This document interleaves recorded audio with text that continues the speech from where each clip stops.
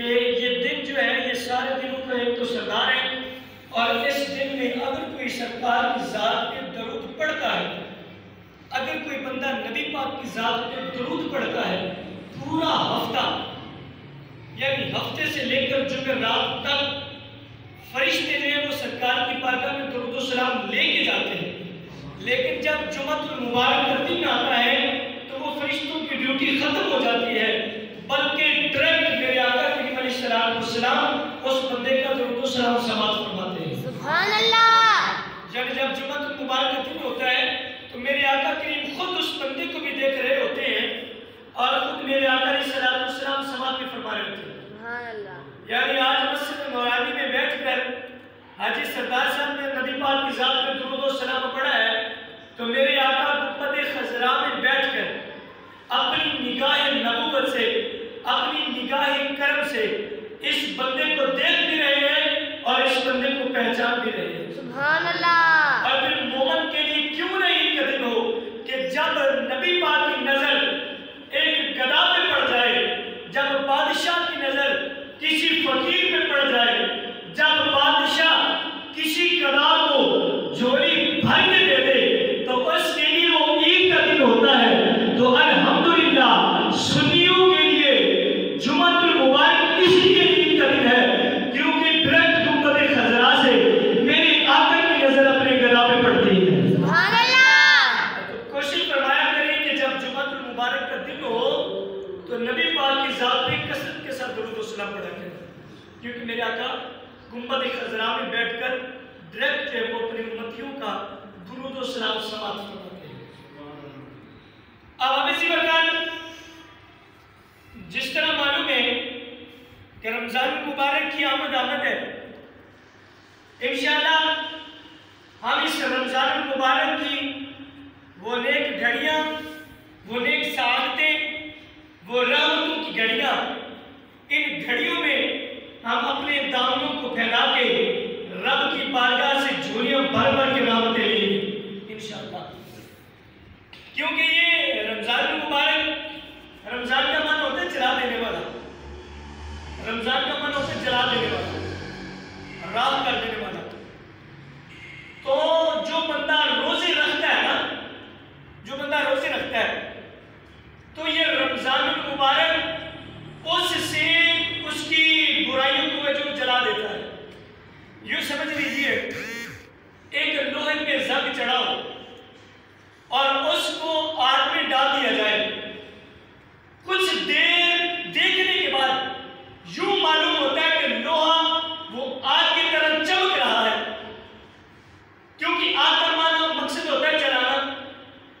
اب جب لوہا وہ آگ میں گیا تو وہ بھی اسی طرح اس کی صورت اختیار کر گیا، لوہے کے اوپر جو زنگ تھا اس کو آگ نے جلا کے رکھ دیا، اس کے اوپر جو مٹی تھی اس کو جلا کے راکھ کر دیا، اب لوہا ہو گیا اس سے صاف، اس سے زنگ اتر چکا ہے۔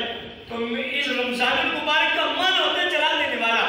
جب بندہ اس مہینے میں عبادات کرتا ہے، اللہ کی بارگاہ میں سجدہ ریز ہوتا ہے، روزے رکھتا ہے، قرآن کی تلاوت کرتا ہے، تو اللہ رب العالمین اپنے بندے کو گناہوں سے پاک کر دیتا ہے۔ سبحان اللہ۔ یعنی اس کے جسم سے اس کے گناہ جو وہ جھڑ جاتے ہیں۔ پھر ہوتا کیا ہے، رب کائنات اپنے بندے کو گناہ نہیں دیتا بلکہ نیکیوں کی وہ اس کے پلڑے بھر کے دیتا ہے، اور اسی مہینے میں اس بندے کو جو روزے رکھنے والا ہے، تلاوت کرنے والا ہے، قرآن پڑھنے والا ہے، اس کو جنت کا پروانہ عطا فرما دیتا ہے۔ سبحان اللہ۔ آئے رمضان المبارک چونکہ اس میں قرآن پاک کا بھی نزول ہے، تو آج میں قرآن پاک کی عظمت کے حوالے سے آپ کی سماعتوں کی نظر کچھ پیش کرنا چاہوں گا۔ قرآن کی عظمت نہ بیان کرنے میں سما سکتی ہے، نہ لکھنے میں سما سکتی ہے، کیونکہ اللہ نے قرآن کو شان اتنی دی ہے، بڑا بڑا قرآن کی ہے۔ اور میں اگر یوں کہہ دوں، اگر کوئی عام سا کپڑا قرآن کے ساتھ ٹچ ہو جاتا ہے تو اللہ اس کپڑے کو بھی شان عطا فرما دیتا ہے۔ سبحان اللہ۔ کوئی عام سا کپڑا بھی نا قرآن کے ساتھ ٹچ ہو جائے مثلا ایک کپڑا ہے، ایک تھان ہے، اسی سے ہم نے اپنے جسم پہ پہننے والے کپڑے لیے اور اسی سے ہم نے اس کا قرآن کے خلاف پیدا کیا۔ اب جو ہم نے کپڑا پہنا اس کی کوئی حیثیت نہیں ہے، اس کی کوئی شان نہیں ہے، لیکن اسی سے جو ٹکڑا قرآن کے ساتھ ٹچ ہو گیا ہے تو حضور فرماتے ہیں، اولیاء فرماتے ہیں، علماء فرماتے ہیں اس کپڑے کا بھی احترام کرنا یہ ہمارے لیے ضروری ہے۔ وجہ کیا ہے کہ اس کپڑے کی نسبت وہ قرآن سے ہوئی ہے۔ تو میں نے کہا جب ایک عام سے کپڑے کی نسبت قرآن سے ہو جائے تو اس کی یہ شان ہو جاتی ہے، تو جب مصطفیٰ کے امتی کی نسبت قرآن سے ہو جائے پھر اس امتی کی شان کا عالم کیا ہوگا؟ جب امتی کی نسبت قرآن سے ہو جائے پھر اس امتی کی شان کا عالم کیا ہوگا؟ آئے نبی پاک علیہ السلام کو فرمانے میرے آقا فرماتے ہیں، حضرت ابو ہریرہ رضی اللہ تعالیٰ کی حدیث پاک راوی ہے، مسلم شریف کی حدیث ہے، حضرت ابی ہریرہ فرماتے ہیں نبی پاک علیہ السلام نے فرمایا جب کوئی بندے اللہ کے گھروں میں سے کسی گھر میں بیٹھ کر، یعنی اللہ کا گھر کیا وہ مسجد ہے، اللہ کے گھروں میں سے کسی گھر میں بیٹھ کر وہ اللہ کے قرآن کی تلاوت کرتے ہیں یا درس و تدریس پیش کرتے ہیں، لوگوں کو مسائل بتاتے ہیں، قرآن کی تلاوت کرتے ہیں، لوگ مل کے بیٹھتے ہیں، مل کے بیٹھ کے اللہ کے قرآن کی تلاوت کرتے ہیں، مصطفیٰ کی فرامین کی تلاوت کرتے ہیں، میرا رب کے محبوب فرماتے ہیں اس جگہ پر عذاب نازل نہیں ہوتا، بلکہ جہاں پہ رب کی قرآن کی تلاوت کی جائے، جہاں پہ مصطفیٰ کا فرمان پڑھا جائے، وہاں پہ اللہ کی رحمتوں کا نزول ہوتا ہے۔ سبحان اللہ۔ آپ تو پھر میں کہتا ہوں نا کیوں مسئلے بند کرتے ہو؟ آؤ نا رب کا قرآن پڑھو، مصطفیٰ کا فرمان پڑھو۔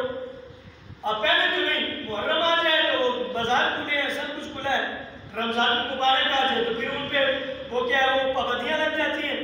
آئے حضور کا فرمان سنیں، میرے آقا فرماتے ہیں جب جس گھر میں اللہ کے گھروں میں سے کسی گھر میں بیٹھ کر لوگ قرآن کی تلاوت کریں، مصطفیٰ کا فرمان بیان کریں، اس میں کرونا وائرس نہیں آتی بلکہ اس میں اللہ کی رحمتوں کا نزول ہوتا ہے۔ سبحان اللہ۔ آئیے میں اپنی طرف سے نہیں کہہ رہا، مسلم شریف کی حدیث ہے، میں ابھی بھی پڑھ کے آیا ہوں، مسلم شریف کی حدیث ہے، دوسری حدیث پاک سماعت فرمائیں، نبی پاک علیہ السلام نے فرمایا جب کوئی بندہ اپنے گھر میں بیٹھ کے رب کی قرآن کی تلاوت